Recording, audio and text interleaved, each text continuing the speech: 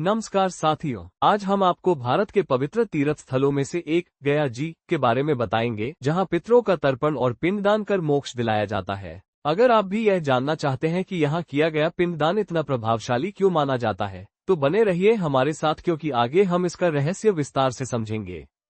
गया जी केवल धार्मिक स्थल नहीं, बल्कि एक महत्वपूर्ण आस्था केंद्र है। वेद, पुराण और महाभारत में इसका उल्लेख मिलता है। यहाँ पिंडदान करने से पितरों की आत्मा संतुष्ट होती है और वंशज को पुण्य फल प्राप्त होता है। अगर आप हमारे चैनल पर नए हैं तो अभी सब्सक्राइब करें और हमारे साथ जुड़ें, ताकि सनातन धर्म की यह पवित्र धारा निरंतर बहती रहे। इस वीडियो में हम आपको विस्तार से बताएंगे गया जी का महत्व और इसका प्राचीन इतिहास, यहाँ पिंडदान क्यों विशेष माना जाता है और पिंडदान से पहले कौन सी बातें ध्यान में रखनी चाहिए। हम ये भी जानेंगे कि पिंडदान किस दिन करना श्रेष्ठ माना गया है। क्या यह एक बार करना पर्याप्त है या बार बार करना चाहिए। फिर आएंगे चावन वेदी के महत्व पर, जहां पिंडदान की परंपरा जुड़ी हुई है। साथ ही हम शक्तिपीठ मां मंगलागौरी मंदिर का भी उल्लेख करेंगे। अंत में ये भी देखेंगे कि गया जी तक कैसे पहुंचा जा सकता है और ठहरने की कौन कौन सी सुविधाएं उपलब्ध है। तो आइए शुरुआत करते हैं और वीडियो को अंत तक जरूर देखें, क्योंकि बीच बीच में कुछ ऐसे तथ्य आएंगे जो शायद आपने पहले कभी न सुने हो। गया जी का महत्व और इतिहास। गया जी का नाम भगवान विष्णु जी के भक्त गयासुर के कारण पड़ा। कथा है कि गयासुर ने कठोर तपस्या करके भगवान विष्णु जी को प्रसन्न किया। वरदान स्वरूप उसका शरीर ही एक पवित्र तीर्थ बना।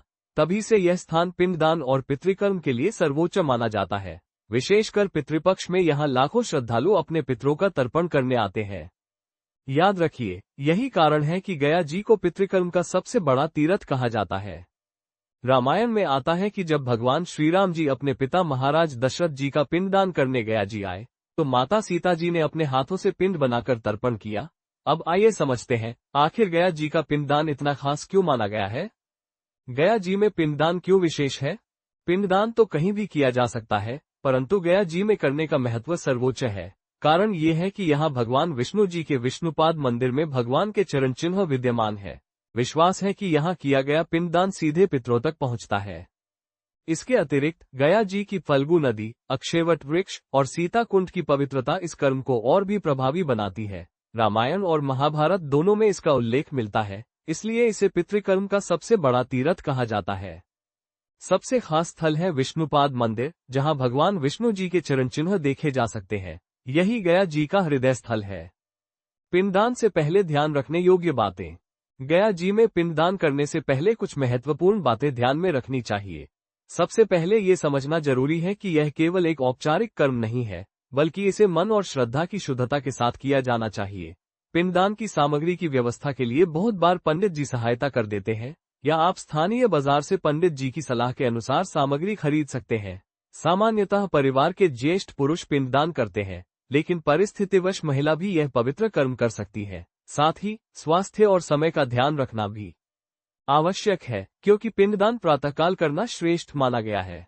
ध्यान रखें, ये कर्म केवल श्रद्धा और पवित्र मन से ही पूर्ण फल देता है। किस दिन करें पिंडदान। सबसे श्रेष्ठ समय पितर पक्ष यानी श्रद्ध पक्ष होता है। ये भाद्रपद पूर्णिमा से आश्विन अमावस्या तक 16 दिन का काल होता है। लेकिन यदि कोई अन्य समय पर भी गया जी जाता है तो वहाँ पिंडदान किया जा सकता है। अगर किसी विशेष पितरी के लिए करना है तो उसी की मृत्यु तिथि श्राद्ध पर करना उत्तम माना गया है। यदि सभी पितरों के लिए सामूहिक रूप से करना है तो पितृपक्ष के किसी भी दिन किया जा सकता है। तो बने रहिए, क्योंकि अगले हिस्से में हम जानेंगे क्या पिंडदान एक बार ही पर्याप्त है या इसे बार बार करना चाहिए। अक्सर सवाल उठता है, क्या पिंडदान बार बार करना चाहिए। शास्त्रों में कहा गया है कि गया जी में एक बार विधिवत पिंडदान करने से ही पितरों को मोक्ष की प्राप्ति होती है। फिर भी कई लोग हर वर्ष पितृपक्ष में आकर तर्पण और श्राद्ध करते हैं। किसके लिए करें पिंडदान।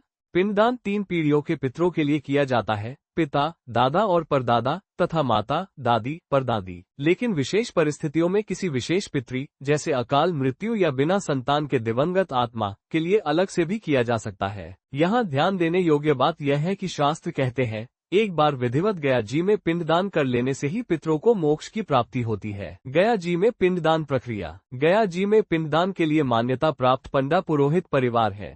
ये विधि विधान के साथ पिंडदान की सामग्री, कुशा, तिल, चावल, दूध, दही, वस्त्र और पुष्प आदि की व्यवस्था भी करते हैं। प्रमुख स्थल हैं विष्णुपाद मंदिर, फल्गु नदी का तट और अक्षयवट वृक्ष। खासकर पितृपक्ष में च्यवन वेदियां विशेष महत्व रखती है। च्यवन वेदी का महत्व। गया जी में पिंडदान के लिए च्यवन पवित्र वेदियां मानी गई है। मान्यता है कि जितने अधिक स्थानों पर पिंडदान किया जाए, पितरों को उतना अधिक संतोष और वंशज को उतना अधिक पुण्य प्राप्त होता है। परंतु सभी च्यवन स्थानों पर पिंडदान करना सरल नहीं होता, क्योंकि इसके लिए पर्याप्त समय, साधन और धैर्य की आवश्यकता होती है। इसीलिए परंपरा में ये भी प्रचलित है कि परिस्थितियों के अनुसार श्रद्धालु कुछ प्रमुख वेदियों का चयन कर लेते हैं। जैसे कई लोग 16 स्थानों पर पिंडदान करते हैं, तो कुछ 11 या 9 वेदियों पर। वहीं बहुत से लोग 3 प्रमुख स्थलों, विष्णुपाद मंदिर, फल्गु नदी का तट और अक्षयवट वृक्ष पर ही पिंडदान संपन्न कर लेते हैं। और यदि कोई व्यक्ति केवल एक ही स्थान पर श्रद्धापूर्वक पिंडदान करता है, तो भी यह कर्म पितरों की शांति और तृप्ति के लिए प्रभावी और फलदायी माना जाता है। पिंडदान के बाद परंपरा है कि ब्राह्मणों को भोजन कराया जाए और गाय को चारा दिया जाए। ये कर्म पितरों के तर्पण को और अधिक पूर्ण बनाता है। शक्तिपीठ। मां मंगलागौरी मंदिर। गया जी केवल पितृकर्म के लिए ही नहीं, बल्कि एक शक्तिपीठ के लिए भी प्रसिद्ध है। मां मंगलागौरी मंदिर 18 महाशक्तिपीठों में से एक है। कहा जाता है कि यहाँ सती जी का वक्ष स्थल स्तन गिरा था। इसलिए गया जी आने वाले श्रद्धालु मां मंगलागौरी जी के दर्शन अवश्य करते हैं। अगर आप गया जी आ रहे हैं तो इस मंदिर के दर्शन को बिल्कुल भी न छोड़ें। यह आपकी यात्रा को पूर्ण बनाता है। गया जी कैसे पहुँचे और ठहरने की व्यवस्था। गया पहुँचने के लिए रेल, सड़क और हवाई तीनों मार्ग सुविधाजनक है। गया जंक्शन बड़ा रेलवे स्टेशन है और पास में बोध गया अंतर्राष्ट्रीय हवाई अड्डा भी है। पटना से सड़क मार्ग लगभग 100 किलोमीटर है, जहां बस और टैक्सी आसानी से मिल जाती है। ठहरने के लिए धर्मशालाएं, आश्रम, होटल और गेस्ट हाउस सभी उपलब्ध है।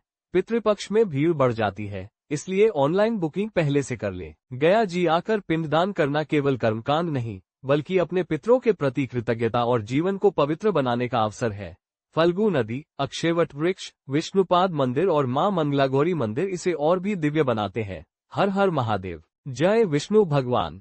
जय मां मंगलागौरी। यदि यह जानकारी आपके लिए उपयोगी रही हो तो इसे अपने मित्रों और परिवारजनों के साथ जरूर शेयर करें। और ऐसे ही धार्मिक व आध्यात्मिक विषयों की सही जानकारी पाने के लिए चैनल को सब्सक्राइब करें और बेल आइकन दबाएं।